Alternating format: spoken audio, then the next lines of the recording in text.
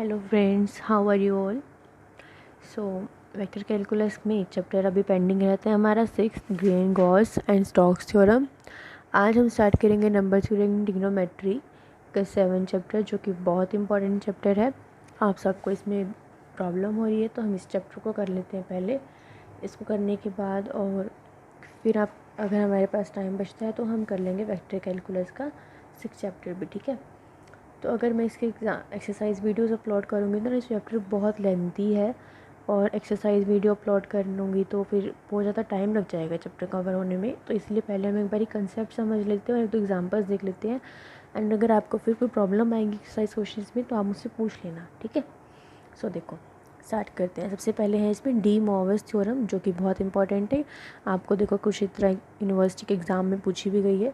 ये देखो आपको इसमें क्या प्रूव करना है। If n is any integer, आपके पास n कोई भी एक इंटीज़र है, वो पॉजिटिव भी हो सकता है और नेगेटिव भी हो सकता है। Then cos theta plus iota sine theta की पावर n, वो n पॉजिटिव भी हो सकता है और नेगेटिव भी हो सकता है। वो किसके इक्वल होगा? जो आपका n है वो अंदर थीटा के साथ क्या हो जाएगा, मल्टीप्लाई हो जाएगा, इसके इक्वल होगा। ये आपको प्रूव करना है। या फिर n आपको कोई फ्रैक्शन में हो, पॉजिटिव हो, नेगेटिव हो, तब भी आपकी ये कंडीशन ट्रू होनी चाहिए। हम इसको क्यों प्रूव कर रहे हैं? देखो जैसे आपके पास a प्लस बी की पावर अगर 2 है तो उसकी आपको आइडेंटिटी याद है, आप उसको इजीली सॉल्व कर सकते हो। a प्लस बी की पावर अगर आपके पास 3 है आप उसको भी सॉल्व कर लोगे। a square minus b square की पावर 2 है, उसको भी आप सॉल्व कर लोगे। पर अगर हमारे पास हायर पावर्स आती हैं तो उसको सॉल्व करने के लिए हम डी मॉर्विस थ्योरम का यूज़ करते हैं, जिसमें आपके पास कॉस एक रियल नंबर होता है, साइन एक इमेजिनरी नंबर होता है, क्योंकि उसके साथ क्या होता है, थीटा। तो जहाँ पर भी आपको कॉस अकेला और साइन के साथ आयोटा वाली टर्म दिखे और उसकी पावर कुछ दिखे तो वहाँ पे आप किस थ्योरम का यूज़ करोगे? डी मॉर्विस थ्योरम का, ठीक है। तो देखो फर्स्ट केस लेते हैं हम। If let n be a positive integer, आपने क्या लिया? एन को एक पॉजिटिव इंटीज़र लिया। आप इसको किस चीज़ से प्रूव करोगे? PMI, जो आप 11th क्लास में पढ़ते थे, शायद आपका 4th चैप्टर था, PMI principle of mathematical induction, उससे हम इसको प्रूव करेंगे। आपको सबको अच्छे से पता है PMI क्या होता है। कि सबसे पहले हम जो हमारे पास गिवन स्टेटमेंट है उसको n इज इक्वल्स टू 1 के लिए क्या करते हैं, प्रूव करके दिखाते हैं। तो देखो आपके पास ये स्टेटमेंट है, इसमें n को 1 पुट करो। n को 1 पुट करा तो आपके पास क्या आया, cos theta plus iota sine theta की पावर 1, और यहाँ पे पुट करोगे तो cos theta plus iota sine theta, यानी 1 पुट कर दोगे तो क्या बन जाएगा, cos theta plus iota sine theta. और ये भी तो सेम है, तो left hand side is equals to right hand side, तो ये n इज इक्वल्स टू 1 के लिए क्या हो गई, ट्रू प्रूव हो गई। फिर हम क्या एज्यूम करके चलते थे कि n is equals to k के लिए हम एज्यूम करके चलते थे कि ट्रू है। यहाँ पे हम n is equals to m ले रहे हैं, कोई इसमें कोई गलत नहीं होगा। आप k के लिए भी कर सकते हैं, आपको बस रिजल्ट ट्रू प्रूव करके दिखाना है, कोई भी आप यहाँ पे यूज़ कर सकते हैं नंबर। तो देखो अब आप क्या करोगे, n को किससे रिप्लेस कर दोगे, m से। तो cos theta plus iota sine theta की power m is equals to cos, n को किससे रिप्लेस करना है, m से, cos m theta plus iota sine m theta. हमने एज्यूम कर लिया कि ये रिज़ल्ट हमारा ट्रू है, हमने इसको प्रूव करके नहीं दिखाया। थर्ड में हम क्या करते हैं, k प्लस 1 करते हैं। यहाँ पे हम क्या करेंगे, n को m प्लस 1 के लिए ट्रू प्रूव करके दिखाएंगे। तो जहाँ पे आपका n था वहाँ पे आपने क्या पुट कर दिया, m प्लस 1, यहाँ पे भी m प्लस 1 पुट कर दिया। अब देखो इसकी पावर m प्लस 1 है तो इसको हम ब्रेक कर सकते हैं, एक बार इसकी पावर m लिख सकते हैं डॉट, एक बार इसकी पावर 1 लिख सकते हैं, क्योंकि जब बेस सेम होता है तो पावर्स ऐड हो जाती हैं। इसका मतलब अगर हमारे पास ये गिवन है तो हम इसको m प्लस 1 लिख सकते हैं, और यहाँ पे हमारे पास m प्लस 1 गिवन था तो मैंने उसको ब्रेक करके ऐसे लिख लिया। ऐसे इसलिए लिखा क्योंकि इस वाली टर्म की वैल्यू हमारे पास ऊपर गिवन है, तो इस वाले की वैल्यू हम क्या लिखेंगे, ये लिखेंगे। यहाँ से जो हमारे पास आई थी कोस m theta plus iota sine m theta, और साथ में ये एज इट इज़। अब क्या करो, इसको अंदर मल्टीप्लाई कर दो। कोस m थीटा की इसके साथ मल्टीप्लाई करी हमने, कोस theta plus cos m theta iota sine theta plus iota sine m theta, कोस थीटा प्लस आयोटा की आयोटा के साथ करोगे iota square sign m theta sine n theta. आपको पता है आयोटा स्क्वायर क्या होता है, -1 होता है, तो यहाँ पे आयोटा स्क्वायर की जगह क्या पुट कर देंगे, -1 पुट करने के बाद जिस टर्म में आयोटा नहीं है उनको एक साथ लिख लिया, ये वाली टर्म, और यहाँ पे माइनस पुट करेंगे तो यहाँ माइनस बन जाएगा ये वाली टर्म। तो इन दोनों को एक साथ लिख लिया, प्लस आयोटा वाली टर्म्स को एक साथ लिख लिया।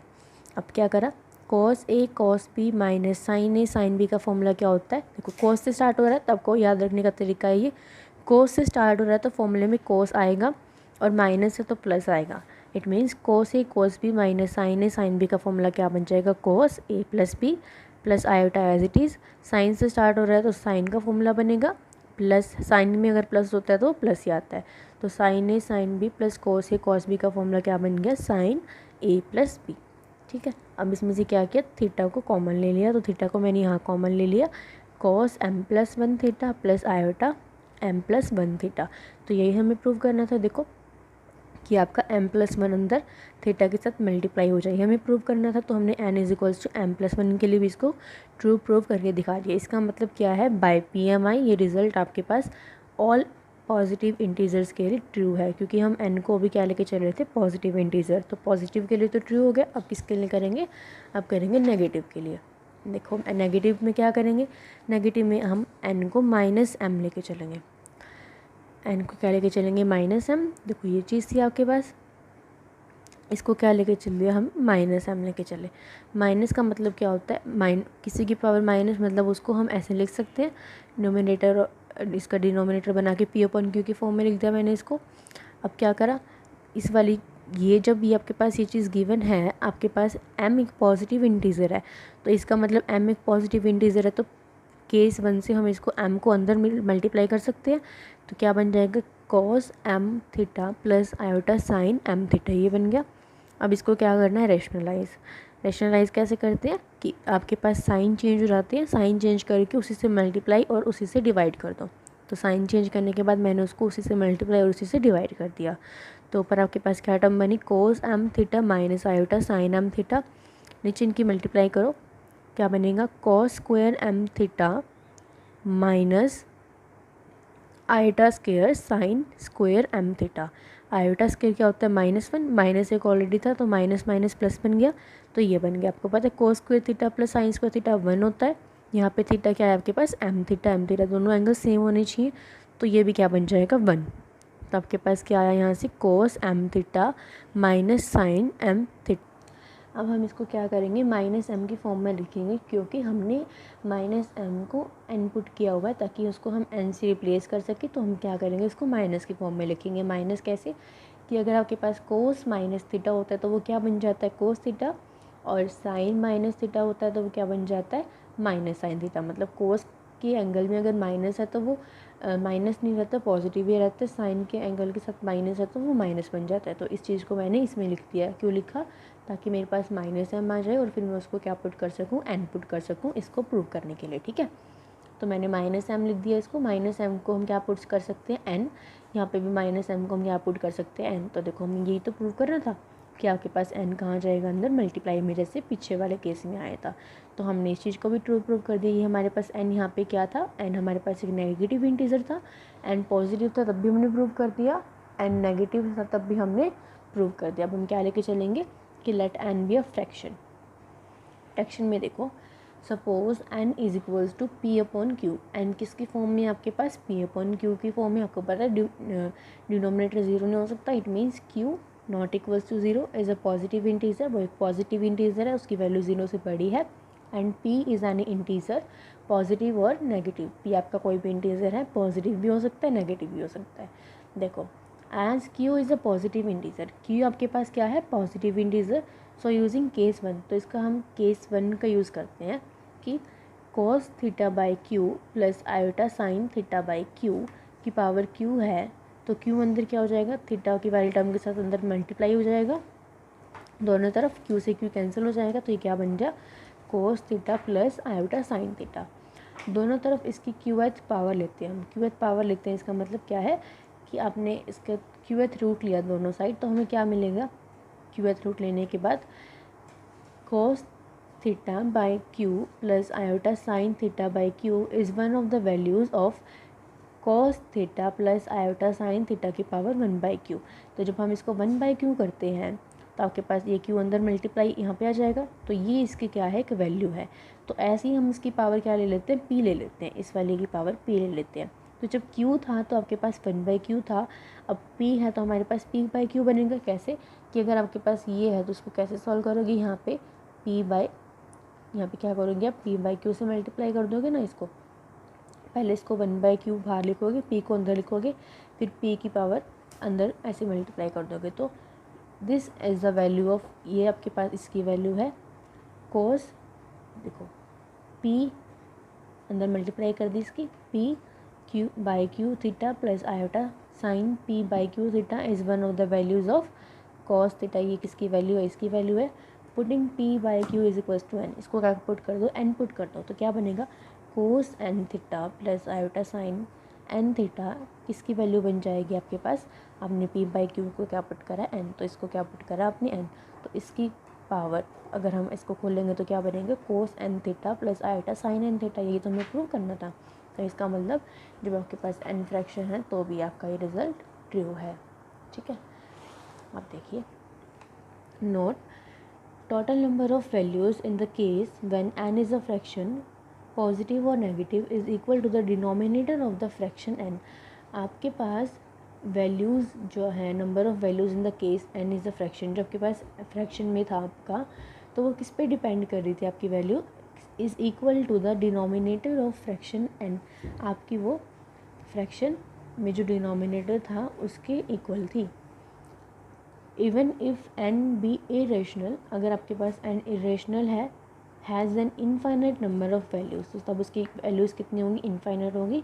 One of the infinite values being cos n theta plus iota sine n theta, उसकी एक वैल्यू क्या होगी, cos n theta plus iota sine theta. The proof of this case, आपने इसको प्रूफ भी कर लिया। अब देखो कॉर इंपॉर्टेंट होती हैं, आपको लर्न कर सकते हैं आप इसको।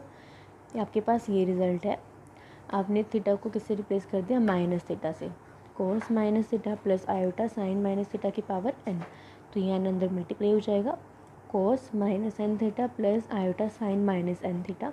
कोस में जब एंगल में माइनस हो तो वो पॉजिटिव ही रहता है, और साइन वाला क्या बन जाता है, नेगेटिव। तो इसका रिजल्ट क्या आएगा, ये आएगा कि सिंपली n को अंदर मल्टीप्लाई कर दिया हमने, कोस n theta minus iota sine n theta. ठीक है, सेकंड देखो, अगर आपके पास n ही माइनस n है तो इसका मतलब कोस minus n theta plus iota minus n theta. वही बात है कि कोस अगर के साथ अगर एंगल माइनस है तो वो पॉजिटिव बनता है और साइन क्या बन जाता है, नेगेटिव। तो इन दोनों के रिजल्ट क्या आ रहे हैं, सेम आ रहे हैं।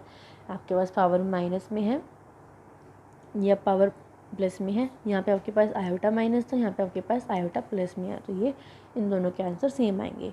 अब अगर ऐसे है तो इसकी पावर ऊपर जाके क्या हो जाएगी, -1 हो जाएगी। -1 की अगर हम फिर से अंदर मल्टीप्लाई करेंगे तो कॉस वाली टर्म आपके पास क्या बन जाएगी, फिर से वो बन जाएगी, पॉजिटिव ही बन जाएगी, और ये क्या बन जाएगी, आपके पास नेगेटिव बन जाएगी। इसलिए हमने यहाँ पे क्या यूज़ करा, प्लस माइनस का यूज़ करा है कि एक बार इसको प्लस लेके और एक बार इसको माइनस लेके। ठीक है, फोर्थ में देखो, अगर आपके पास 2 पावर की मल्टीप्लिकेशन है तो m अंदर मल्टीप्लाई कर दिया आपने, n को बाहर ही रखा, और एक बार क्या किया, n को अंदर मल्टीप्लाई कर दिया, m को बाहर रखा, तो ये दोनों सेम है। It is to be noted that sine theta plus iota cos theta की power n not equals to sine n theta plus iota cos n theta. कि फॉर्मूले के अंदर आपको जो भी हमने देखो डी मोवर थ्योरम करी है, उसमें आपके पास क्या है, cos theta plus iota sine theta की power n is equals to this. तो इसको गलत मत लिख देना कि अगर आप sine theta plus iota cos theta की पावर n इसके इक्वल कर दोगे तो वो गलत हो जाएगा। ठीक है, but sine theta plus iota cos theta की पावर n वो किसके इक्वल होगा, आपने क्या किया, साइन थीटा को कोस 90 माइनस थीटा लिख दिया, यहाँ पे भी कोस थीटा को क्या लिख दिया, साइन 90 माइनस थीटा लिख दिया, तो वो इसके इक्वल होगा, इसके इक्वल नहीं होगा। सेकंड क्या है कि cos alpha plus iota sine beta की पावर m है, तो वो किसके इक्वल नहीं होगा, वो इसके इक्वल नहीं होगा। क्यों, angle must be the same with the cosine and sine. कि आपके पास यहाँ पे जो हम एंगल ले रहे हैं, आपने डी मोवर थ्योरम में देखा कि आपके पास यहाँ पे कोस के साथ एंगल क्या था, थीटा, तो साइन के साथ भी थीटा था। अगर आपके पास एंगल भी डिफरेंट है तो भी वो वैल्यू इसके इक्वल नहीं होगी। मतलब आपके साथ कॉस और साइन की वैल्यू सेम होनी चाहिए, कॉस पहले होना चाहिए, आयोटा के साथ साइन होना चाहिए और फिर उसकी कोई पावर होगी तो आपके पास डी मोरस थ्योरम का यूज़ होगा, ठीक है। तो ये था इसकी डी मोरस थ्योरम जो कि इम्पॉर्टेंट है। अब एग्जाम्पल देख लेते हैं हम इसका कोई, जिससे आपको क्लियर हो जाएगा। देखो आपके पास ये एग्जाम्पल गिवन है। आपने क्या किया, माइनस वाली टर्म थी जो एन इज इक्वल्स हमने माइनस पुट किया था, तो इसको आपने क्या करा, माइनस बना दिया कि कॉस ऑफ माइनस 4 थीटा, और इसको हमने क्या लिख दिया, माइनस ऑफ 4 थीटा, क्योंकि हमें पता है सॉल्व करने के बाद यही बनेगा। फिर देखो ये वाली को हमने ऐसे ही रखा और इस वाली को हमने चेंज कर दिया। कैसे, कॉस वाली को हमने फिर से चेंज कर दिया कि इसको माइनस में लिख दिया और इसको ऐसे लिख दिया। अब क्या करा आपने, cos 2 theta plus iota sine 2 theta की power 3 cos minus 4 theta plus iota minus 4 theta की पावर -2। आपने इनको क्या कर दिया, यहाँ पे आपने डी मोरस थ्योरम का यूज़ किया। कैसे किया कि आपने 3 के अंदर मल्टीप्लाई कर दी कॉस 6 थीटा प्लस आयोटा, इसके 3 के अंदर मल्टीप्लाई करी साइन 6 थीटा, यहाँ पे -2 के अंदर मल्टीप्लाई करी cos 8 theta plus iota 8 theta. तो ऊपर वाली हमने सॉल्व कर ली। ऐसे ही नीचे वाली सॉल्व करी आपने, -4 के अंदर मल्टीप्लाई कर दी तो -20, यहाँ पे मल्टीप्लाई करी -20, यहाँ मल्टीप्लाई करी -16 और यहाँ मल्टीप्लाई करी -16। आपने क्या अप्लाई कर दी, डी मोरस थ्योरम। अब आपने क्या करा, कोस थीटा, थीटा वाली टर्म को एक साथ लिख दिया, कोस थीटा प्लस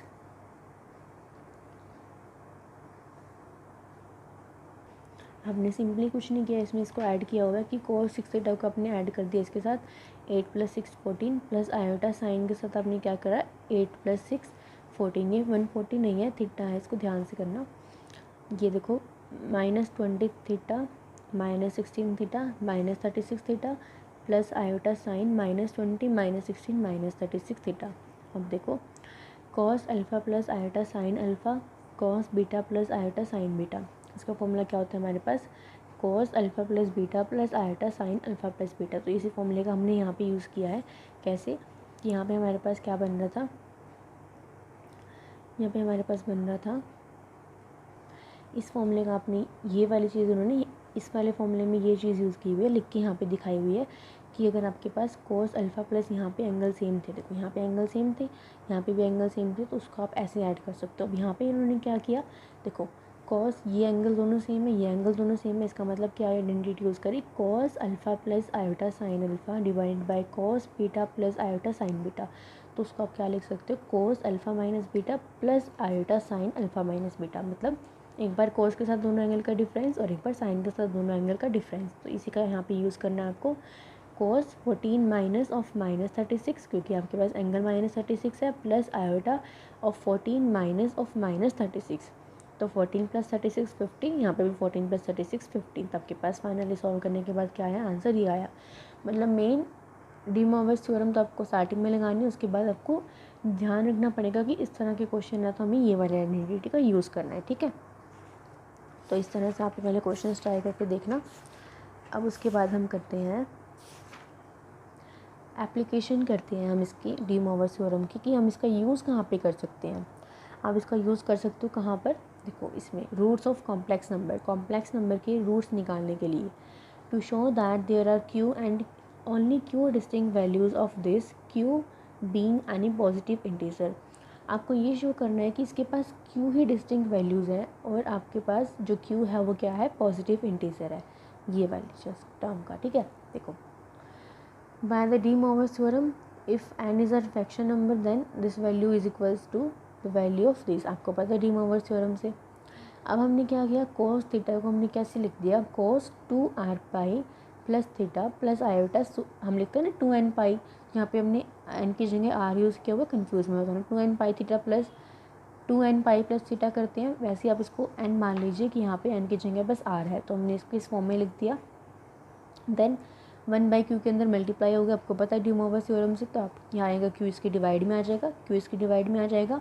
तो ये वाली वैल्यू कब किस किस की वैल्यू के लिए एग्जिस्ट करेगी, जब आपके पास r की वैल्यू कुछ भी हो सकती है, 0 1 2 3 4 अप टू q तक। देखो अब r को q पुट करो, r को आप 0 पुट करो, तो यहाँ पे आपके पास r को 0 पुट करोगे तो ये 0 बन जाएगी, क्या बनेगा θ/q, यहाँ पे भी 0 बन जाएगी, क्या बनेगा θ/q। r की वैल्यू 1 पुट करेंगे तो क्या बनेगा टू पाई प्लस थीटा, यहाँ पे भी क्या बनेगा 2 पाई प्लस थीटा। आर की वैल्यू को 2 पुट करेंगे क्या बनेगा 4 पाई प्लस थीटा। ऐसे आर की वैल्यू को 3 पुट करेंगे क्या बनेगा 6 पाई प्लस थीटा। आर की वैल्यू को क्यू माइनस 1 पुट करिए, क्यू माइनस 1 को पुट करा तो 2 इंटू क्यू माइनस 1 पाई प्लस थीटा, यहाँ पे भी 2 into q minus 1 pi plus theta. And are को क्यू पुट करिए, आर को क्यू पुट करोगे तो 2 Q pi plus theta by Q plus iota sine 2 Q pi plus theta by Q. ठीक है, इसको सॉल्व करा हमने।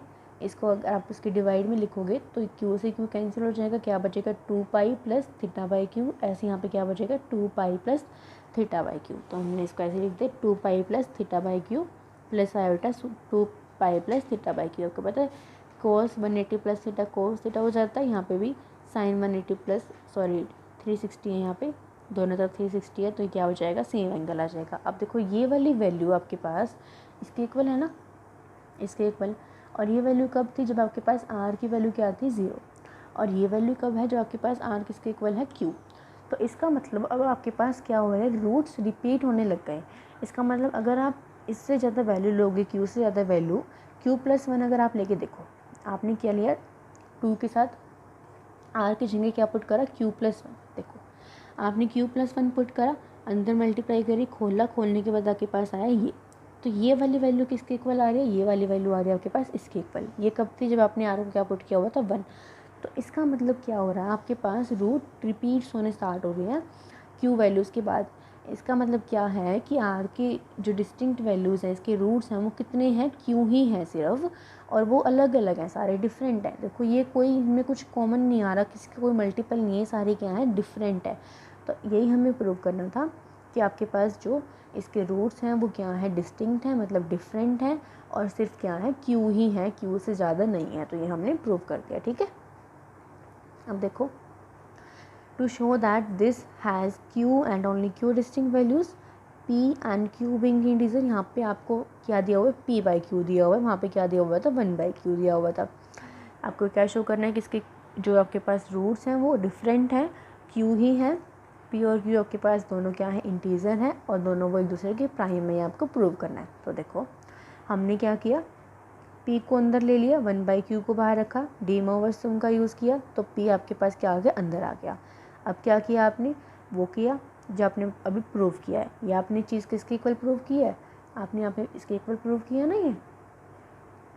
ये आपने यहाँ पे भी लेके चले थे, सॉरी प्रूव नहीं की हमने, यहाँ पे 2n पाई की फॉर्म में लेके चले थे। यहाँ पे भी हमने वही किया है कि 2n पाई प्लस थीटा लिख दिया, इसको यहाँ पे 2r पाई प्लस थीटा लिख दिया, 2r पाई प्लस थीटा लिख दिया। अब क्या करोगे डीमोवर्स थ्योरम फिर से लगाओ कि क्यू आपके पास कहाँ आ जाएगा, यहाँ पे आ जाएगा, यहाँ पे आ गया। अब क्या करेंगे हम इसको क्यू से डिवाइड कर देंगे। देखो आपके पास आर की वैल्यू कहाँ तक एग्जिस्ट करेंगे 0 1 2 3 up to q minus 1, q minus 1 तक क्यू करेगी। देखना अभी फर्स्ट वैल्यू देखो, जब आपके पास आर इज इक्वल्स टू 0 है, तो आपके पास आर इज इक्वल्स टू 0 है, तो ये वाली टर्म तो 0 हो गई, ये वाली टर्म भी 0 हो गई, क्या बचा ये। फिर आर इज इक्वल्स टू 1 है तो क्या बचेगा पी थीटा प्लस 2 पाई। ठीक है, फिर आर इज इक्वल्स टू 3 है तो क्या r is equals to 0, r is equals to 1, r is equals to 2 है तो क्या बन जाएगा 4 एंड सो ऑन। अब r is equals to q minus 1 पे देखो इसकी वैल्यू क्या आएगी, p theta plus 2 into q minus 1 into pi upon q, p theta plus 2 q minus 1 into pi by q. आपने इसको ऐसे लिख दिया। ये वाली वैल्यू आपकी किसके लिए है क्यू माइनस 1 के लिए।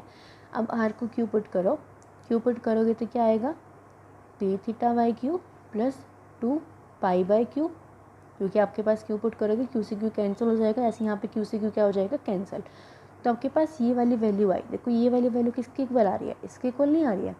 और ये वाली वैल्यू कब थी जब आर क्या था 0, और ये वाली वैल्यू कब आई जब आर क्या है क्यू।